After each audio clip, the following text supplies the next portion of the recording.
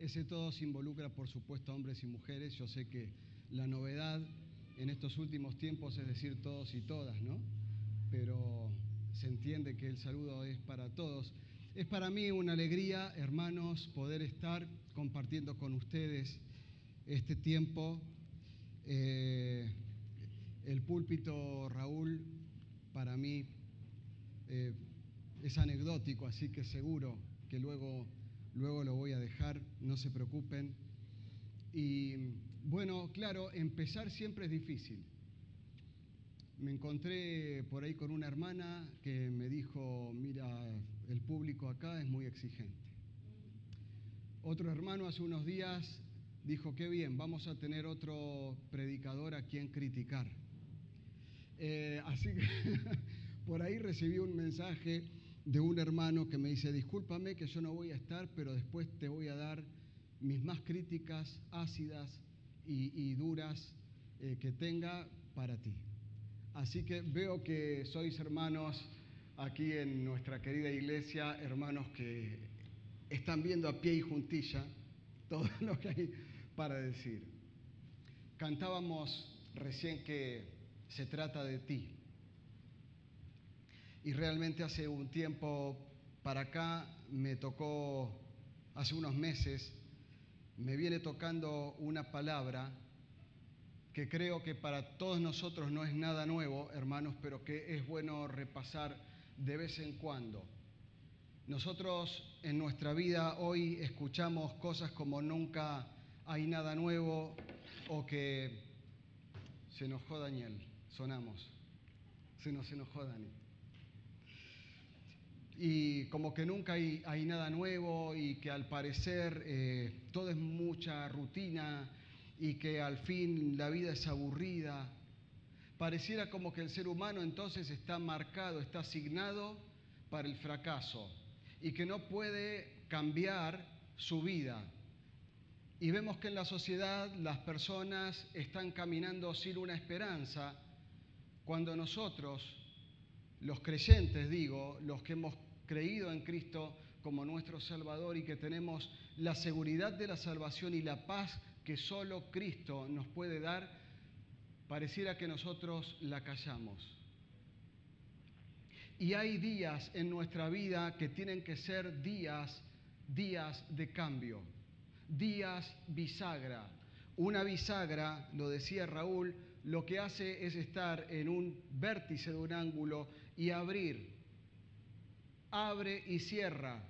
Esta figura del día bisagra es lo que dejamos atrás y lo que viene hacia adelante. Este día bisagra es todos tuvimos un antes y un después, y es lo que pasó antes y lo que va a pasar después. Hermano, hermana, amigos, si usted estuvo de novio o se casó, ese día fue un día bisagra. Antes usted era soltero, ahora era casado, ¿sí o no? Pueden responder, no hay problema. Entonces, hay un montón de días bisagra. Puede ser una boda, puede ser un nacimiento, puede ser un fallecimiento, puede ser el encuentro con Cristo, que ha cambiado nuestras vidas en un antes y en un después rotundo. Y por ahí está la historia de un profeta que era el profeta de Dios. Y para ponernos en contexto, unos 10 años antes del versículo que vamos a leer, el profeta Elías estaba perseguido por Jezabel. Y vemos acá un profeta que se había animado a enfrentar a todos los Baales, que se había animado a matar a todos los profetas, del dios Baal, a todos los profetas del Baal, a los que adoraban en aquel lugar. Y estaba perseguido y estaba solo.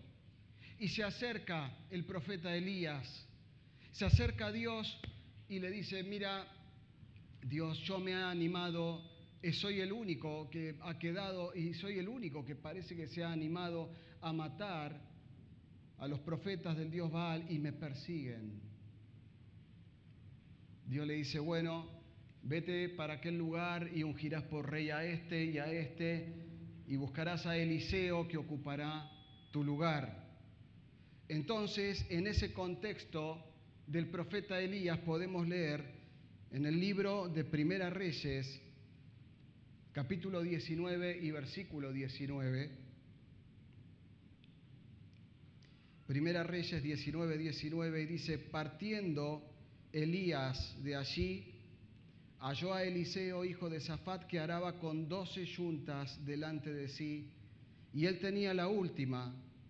Y pasando Elías por delante de él, echó sobre él su manto. Entonces, dejando él los bueyes, vino corriendo en pos de Elías y dijo: te ruego que me dejes besar a mi padre y a mi madre, y luego te seguiré. Y Elías, el profeta, le dice: ve, vuelve, ¿qué te he hecho yo?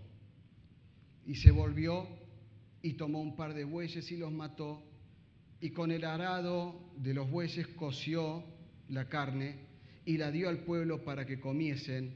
Después se levantó y fue tras Elías y le servía. Vimos en el contexto quién era Elías. Vamos a ver quién es Eliseo. Eliseo es un joven fuerte, un granjero, posiblemente de una familia muy adinerada. Dice que araba con 12 yuntas de bueyes y él iba al final. La número 12 era la de él y por delante iban las otras 11 de él. Era un muchacho que parecía haber sido nacido con un destino, destinado a servir a Dios. Su nombre significa mi Dios es salvación. Y estaba trabajando. Algunos escritores y eruditos dicen que Dios siempre llama a aquel que está trabajando, no llama a aquel que está ocioso. Ahí lo vemos trabajando a Eliseo y sin mediar palabra alguna, Eliseo reconoce este llamado que venía de Dios, porque viene el profeta y le hace una unción con el manto, lo cubre con su manto. No se conocían, no se habían visto, porque Elías lo encuentra por orden divina, por orden de Dios.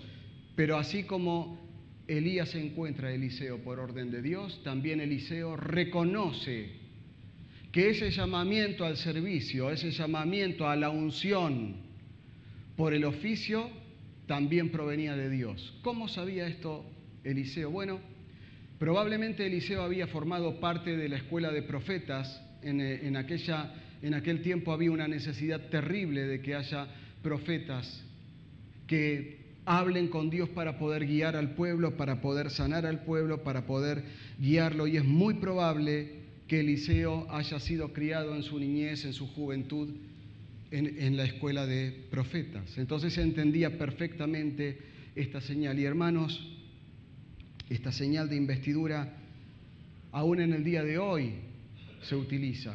Hay brahmanes, sofíes en países orientales donde por su túnica, por su manto se ve el oficio. Y ahí estaba, el manto era algo sumamente importante en la antigüedad.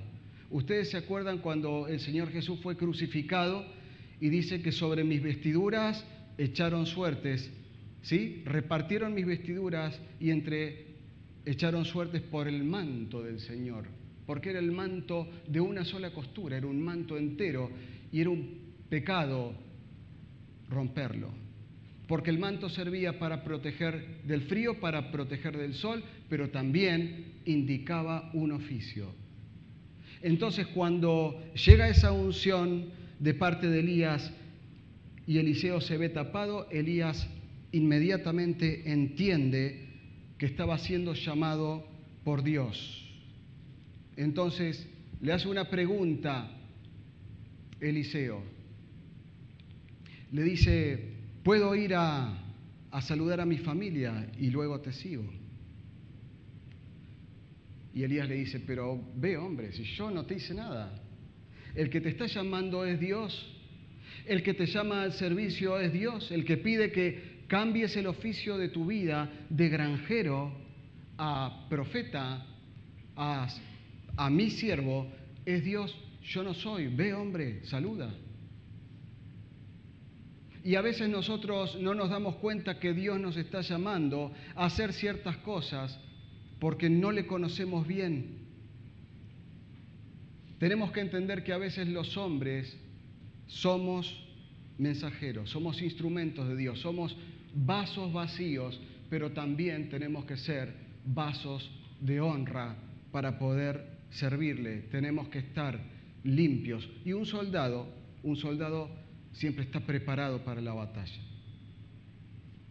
Nosotros no podemos, Eliseo estaba preparado, nosotros no podemos no estar preparados para la batalla de hoy en día. Me hace pensar cuánta diferencia que hay con los líderes de hoy, ¿no? Hoy se erigen líderes entre los hombres, líderes con mucho carisma y con mucha fuerza y con mucha labia, con características especiales para manejar al público, coacheados, y lo único que hacen a veces es dejar mal el nombre del Señor. El llamado es de Dios. Ahora, veamos qué actitudes tomó Eliseo. Eliseo, frente al llamado, tuvo en primer lugar una disposición inmediata. Punto número 1, ¿se acuerda, hermano? A ver, disposición. Mire que mi memoria, la de Raúl, funciona perfectamente a comparación de la mía. Yo me voy a olvidar. Punto 1, disposición. Ahí estaba Eliseo y dice que dejando sus bueyes, fue corriendo en pos de Elías y le servía. ¿Le hace acordar a alguien más de la Biblia? ¿Quiénes eran los que dejaban las cosas y le seguían a una persona muy especial? Los discípulos y los apóstoles. Y ahí estaba este beso que le quería dar Eliseo a su familia. Parece peligrosamente confundirse con lo que pasó con aquellos jóvenes de Lucas, creo que capítulo 9. Ah, Señor, yo te seguiré, pero deja que primero vaya y entierre a mi padre. Ah, Señor, yo te seguiré, pero deja ir a despedirme de mi familia. El caso de Eliseo no fue para nada así. Eliseo tuvo una disposición inmediata, dejó todo y fue corriendo en pos de Elías. Elías no era lo importante. Se trata de ti, Señor. Lo importante era el llamado de Dios. Eliseo comprendía el llamado de Dios. Punto número 1, la disposición. Punto número 2, la decisión. Estaba completamente decidido Eliseo con una decisión firme de romper esa unión con su familia. En aquella época, el hecho de ir y sacrificar a sus 2 bueyes, su yunta de bueyes, y quemar con la madera del arado, preparar el fuego para el asadito, ahí saltó lo argentino, ¿no? Y preparar y darle a comer, era una fiesta para la familia, claro, pero estaban marcando que su vida quedaba atrás. Él simbólicamente estaba dejando atrás lo que hacía para que ahora se iba a dedicar a servir al Señor. Es así que él hace esta fiesta. Comen juntos, se saludan, le besa a la familia y se va. Entonces, primero la disposición de este siervo, y acá vemos el carácter personal que tenía Eliseo. Carácter personal. Primero, entonces, disposición. Segundo, ayúdenme porque yo me olvido. Decisión, bien. Decisión. Tercero, la convicción y el sacrificio que significaba para Eliseo. Ahí vemos cómo él deja todo atrás sin importar nada. Muchos autores dicen que esta cuestión de comer y de sacrificar los bueyes con los que él araba no son ni nada más ni nada menos que una muestra de un sacrificio personal que él iba a hacer a partir de ahora. Un siervo dispuesto, un siervo decidido, un siervo con convicciones, pero en cuarto lugar un siervo humilde. un siervo humilde. Lo que nos falta a mí, nos falta a todos, pero yo lo veo para mí en estos días.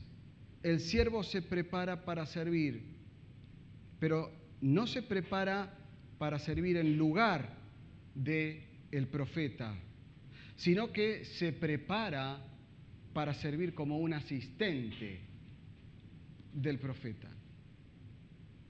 Y cuando nosotros nos gusta a veces el primer lugar y estar y en los ministerios donde más se nos ve y estar horas y horas y estar en grandes póster y afiches y en campañas y está muy bien, nadie dice que no, si el Señor te está utilizando como herramienta, pero no se trata de mí, se trata de ti, Señor.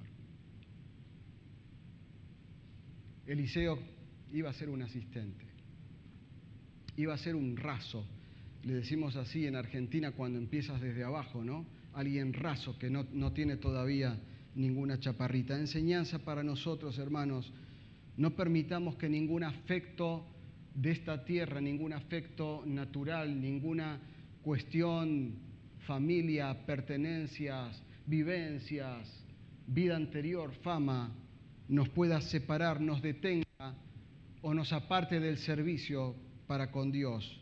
Escuchemos su llamado para servirle. No sé acá, pero en las iglesias en Argentina, saben hermanos que se hace mucho hincapié en la obra misionera y en lo que es salir a hacer obra, pero obra misionera, obra de misión. Sin embargo, no es menos cierto que en los últimos tiempos cada vez se habla más y somos menos o son menos los hermanos que salen.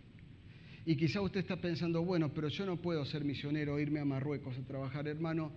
Quizás Dios no te está pidiendo eso, pero sí Dios te está pidiendo que respondas a un llamado, que escuches el llamado y respondas con el carácter de un siervo. Cuando hay un llamado y una vocación, se debe responder. Ojalá seamos como Eliseo en este aspecto, que él pudo darse cuenta quién lo llamaba y qué tenía que hacer. Un día bisagra en la vida de Eliseo, un antes y un después. Ya nunca más sería granjero, ahora iba a ser asistente de profeta de Dios. Y más tarde va a ser un gran profeta de Dios. Y va a ser titular. Pero claro, pasan 10 años y estaba Elías y Eliseo y caminaban juntos, iban haciendo milagros y pasan 10 años.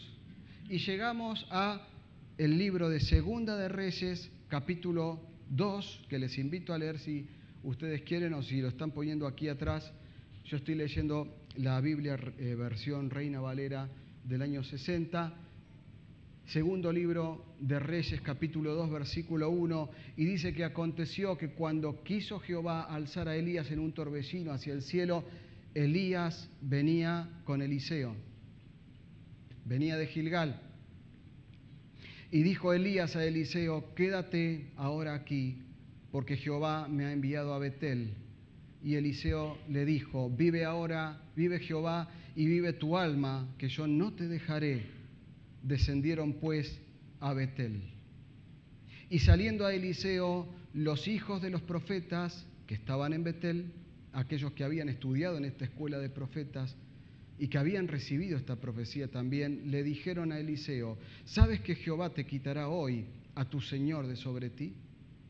Eliseo le dijo, sí, yo lo sé, callad. Elías le volvió a decir a Eliseo, quédate aquí ahora porque Jehová me ha enviado a Jericó. Y Eliseo le dijo, vive Jehová y vive tu alma que no te dejaré. Vinieron juntos pues a Jericó. Y en Jericó, ¿qué pasó? Se acercaron los hijos de los profetas que estaban en Jericó y le dijeron a Eliseo, ¿sabes que Jehová te quitará hoy a tu señor de sobre ti? Él respondió, sí, lo sé, callad. Y Elías le dijo, tercera vez, te ruego que te quedes aquí porque Jehová me ha enviado al Jordán Y él le dijo, ¿qué le dijo?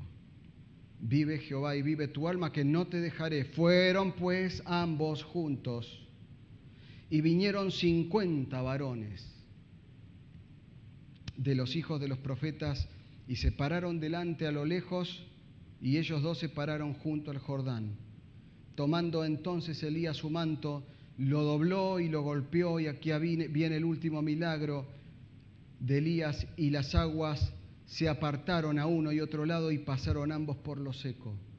Cuando habían pasado el Jordán, Elías le dijo a Eliseo: pide lo que quieras que haga por ti antes que yo sea quitado de ti. Y viene el pedido de Eliseo: te ruego que una doble porción de tu espíritu sea sobre mí. Le pidió un BMW, le pidió un Mercedes-Benz, le pidió una mejor casa, un aire acondicionado.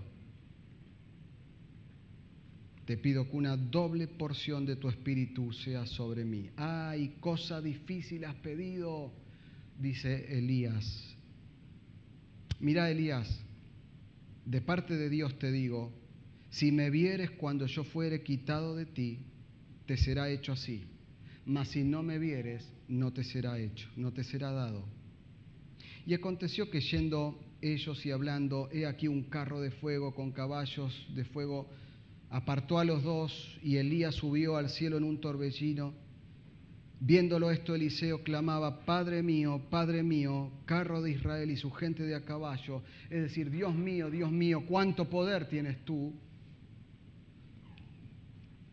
Y dice que nunca más le vio, y tomando sus vestidos los rompió en dos partes.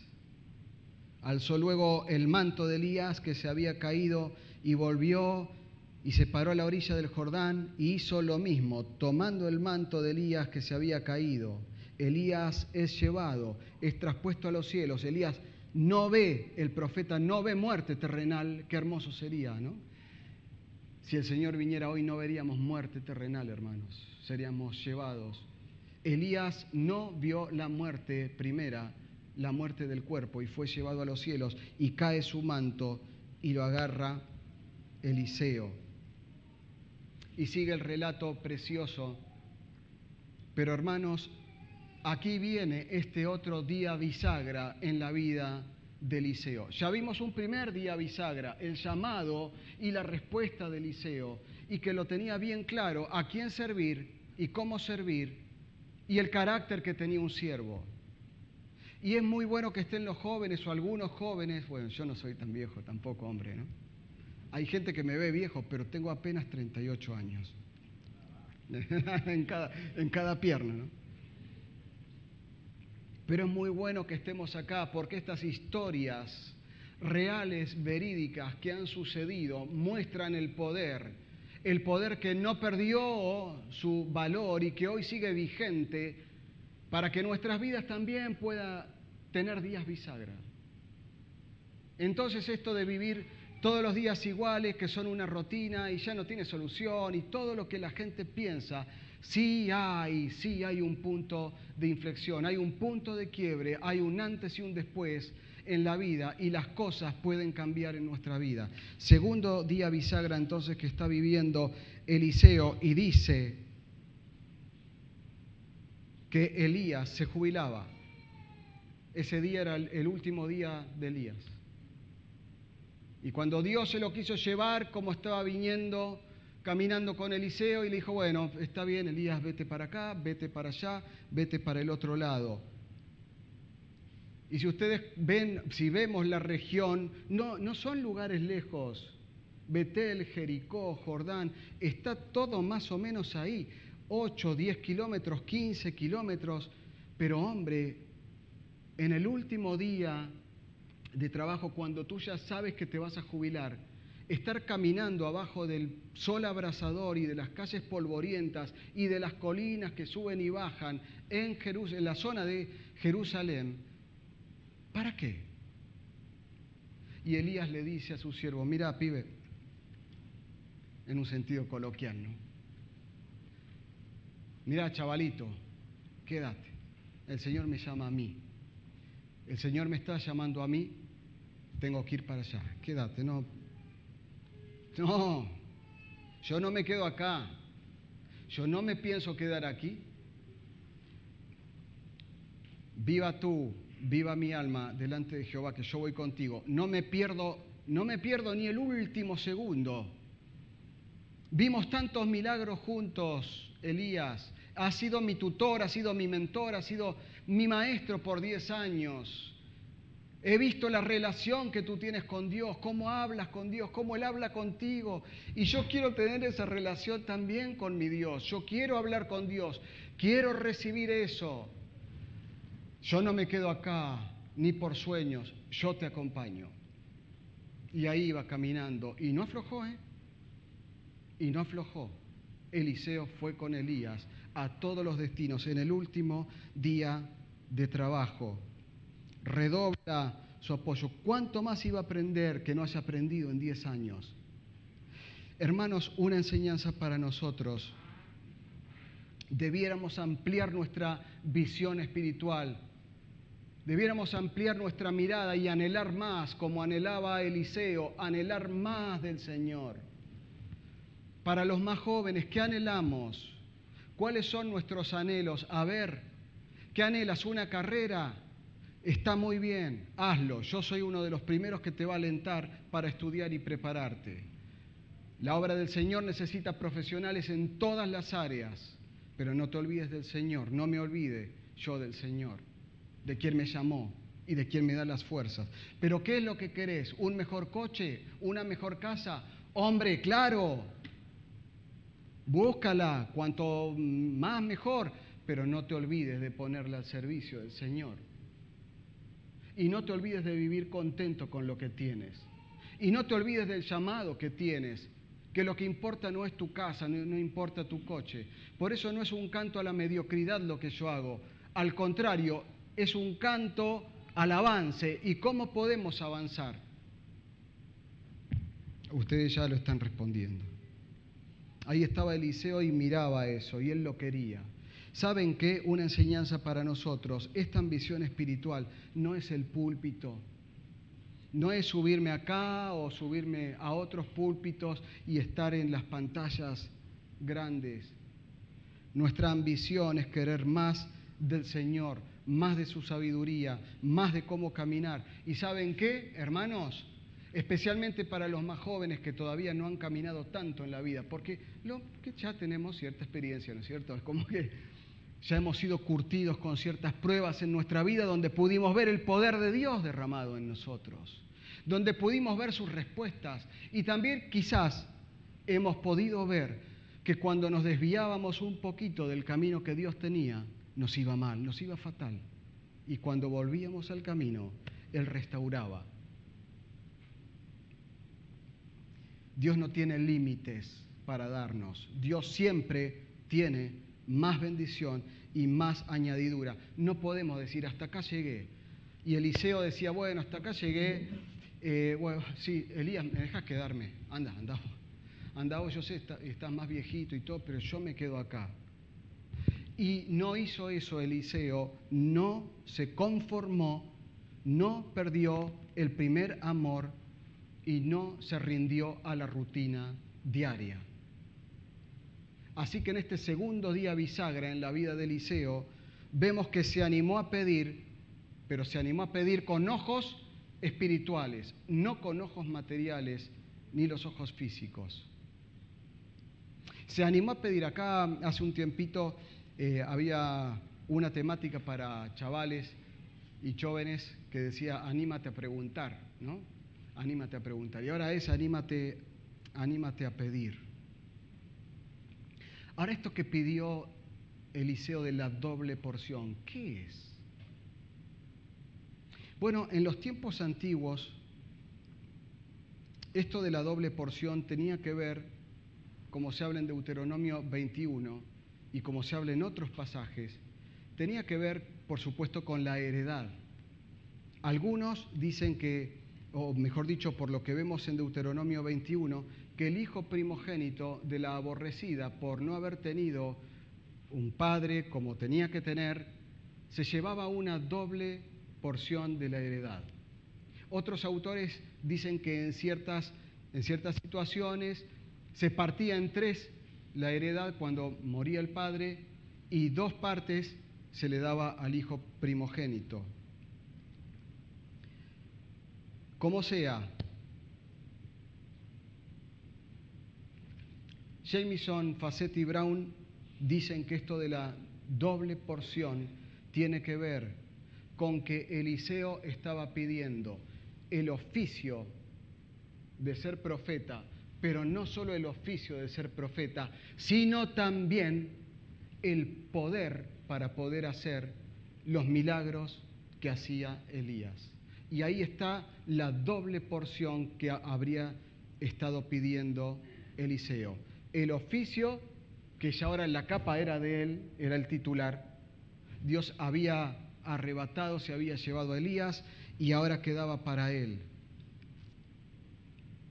Lo que quería Eliseo eran los dones proféticos, porque él veía que no tenía la capacidad él para hacerlos. Y hermanos, a veces caminamos nosotros en nuestra vida como si lo pudiéramos todo, como si todo lo tuviéramos resuelto. Y cuando viene la prueba, te lo digo porque yo no sé si te pasó a vos, a mí me pasó. Y cuando viene la prueba estamos buscando en la Biblia ver un salmo que nos refresque y empezamos como a llorar y a buscar por debajo para tener una respuesta, ¿no es cierto? Como si fuese plup o chimpum, como le dicen acá, ¿no? Encontrar y de pronto encuentro una respuesta y chimpum y ya está. Pero ¿cómo vamos a encontrar respuesta si antes no pedimos la sabiduría de Dios? ¿Cómo podemos pedir respuesta si no conocemos a Dios? Ahí Eliseo se animó a pedir, se animó a recibir, creyó que iba a recibir y no pedía para él, pedía para el pueblo, pedía para profetizar en un tiempo donde había mucha idolatría, pedía para sanar al pueblo, pedía para sanar al quebrantado. Más allá de la interpretación que le querramos dar al tema de la doble porción que pide Eliseo, ¿sabe una cosa? Unas curiosidades nada más. Eliseo realizó el doble de milagros que Elías. Elías hizo 8 milagros, Eliseo hizo 16. ¿Doble porción? Eliseo, tuvo un ministerio profético del doble de años de lo que tuvo su predecesor Elías. Eliseo se acercó a muchísimos más reyes y era una persona que entraba hasta en la recámara de los reyes para darle consejo, a la habitación del rey para darle consejo. Solo Jesús hizo más milagros que Eliseo. Así que esto de la doble porción lo tendríamos que ver. Finalmente, Eliseo llega al Jordán, punto cúlmine, ahí empieza la bisagra de este día y llega al Jordán y se paran y 50 de la escuela de profetas que lo están mirando y no lograron ver. Si uno sigue leyendo, esos 50 no lograron ver cómo Dios se llevaba a Elías. Porque las cosas espirituales las suelen ver los hombres espirituales. Y estaba Eliseo ahí mirando y se paran delante del Jordán y Eliseo habrá mirado y esa carita como diciendo, en cualquier momento, Elías, Dios te lleva y yo me quedo sin maestro. Y es ahí entonces que Elías le dice, pídeme lo que quieras. Claro, estaba como un niño esperando unos chuches, ¿no? Y entonces lo mira a Elías y Elías le dice, dale, vení. Decime, ¿qué querés? Antes que me vaya, ¿qué es lo que querés? Y pide su doble porción. El tema es que cruzan el Jordán, porque otro dato interesante es que cuando Elías comienza su ministerio, había venido desde Galaad, cruzó el Jordán y ministró proféticamente. Y al ocaso de su vida vuelve, cruza el Jordán volviendo a casa y es tomado por Dios.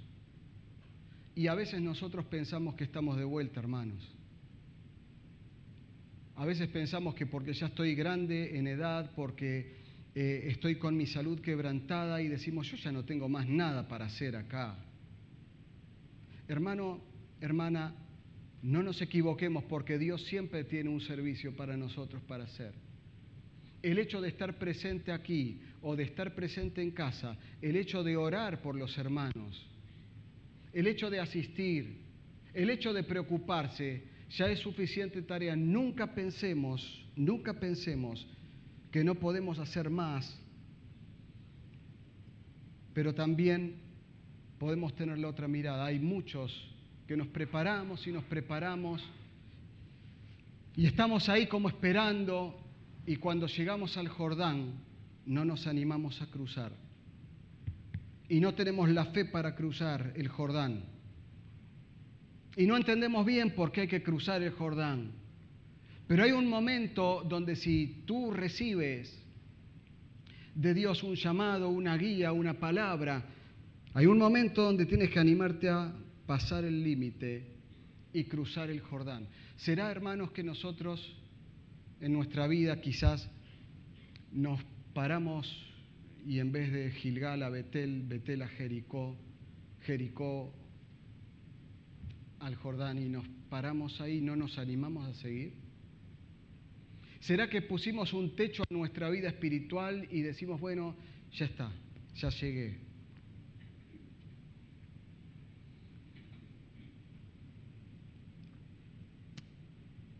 Llegar a caminar con Dios para llegar a sus promesas.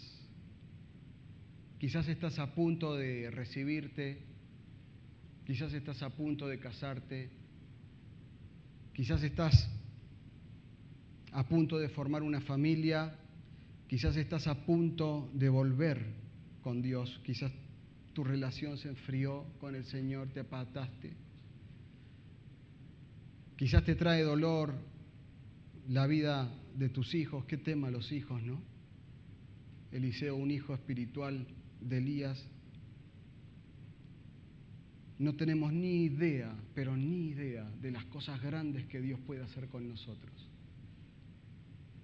No importa nuestra edad, Dios puede usarte a vos como un agente de cambio, como me puede usar a mí para predicar al que se me ponga al lado, pero hay que abrir la boquita, ¿no?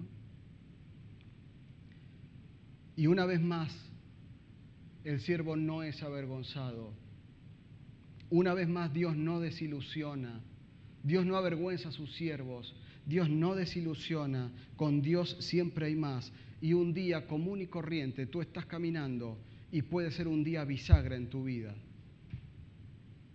donde Dios te utilice para cambiar, para dejar algo que estabas haciendo y pasar a hacer algo nuevo.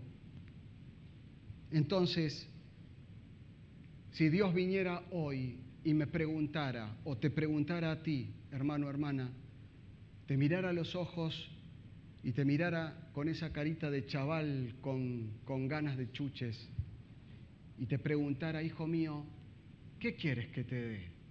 Venga, dilo de una vez, ¿qué quieres que te dé? ¿Y qué le vamos a pedir? No nos aferremos tanto, hermano, a las cosas que hay acá abajo. No nos aferremos al pasado para no poder vivir el futuro. No nos aferremos a la ofensa para vivir jugando al ofendido, especialmente en la iglesia, que es un lugar excelente para vivir jugando al ofendido. No nos estanquemos ahí en nuestros pasos con miedo a cruzar nuestro Jordán. Pidámosle a Dios que nos ayude a sobreponer, sepamos pedir. Entonces, Mariano, ¿cómo se triunfa si nuestra vida a veces pareciera una rutina? ¿Cómo se tiene un día bisagra? ¿Cómo se evita esta rutina? Yo encontré, y quizás usted después me puede dar más, pero yo encuentro dos cuestiones por las cuales se puede lograr. Una, caminando con Dios, y dos, sirviendo a Dios. Servir nos trae gozo, hacer algo nos trae gozo. Hermanos, No quería pasar los 35, pero me pasé. Pero antes de bajarme, si acá entre nosotros hubiese amigos que nos visitan, que siempre son bienvenidos, así como les damos gracias nosotros como familia por la bienvenida que nos han dado, pero que quizás usted, amigo, amiga, vecino, conocido, no tiene a Cristo en su corazón. Usted puede saber que hoy también usted puede tener un día bisagra en su vida. Un día que marque un antes y un después, un día que en el medio haya un hito, algo histórico que usted se va a acordar para siempre, que es conocer y aceptar a Cristo como Salvador. Aquel Cristo que murió en la cruz, que con su sangre derramada limpió nuestros pecados y nos dio la vida eterna. No es una religión, no es una liturgia, no es esta iglesia. La invitación es de Dios y el llamado en esta mañana es de Dios a que usted se anime a cruzar su Jordán y pueda creer en Cristo como Salvador. Hay palabras que incomodan, pero Juan 3:7 dice el Señor: os es necesario nacer de nuevo. También dice Juan 1:12: a todos los que le reciben, a los que creen en su nombre, les dio potestad, les dio autoridad de ser hechos hijos de Dios, no llamados hijos de Dios, no tenidos como hijos, hechos hijos de Dios. Y el hijo, ¿qué hace de un padre? Hereda. Usted puede hoy también heredar una doble porción si se la pide al Señor Jesucristo. Que Dios nos bendiga.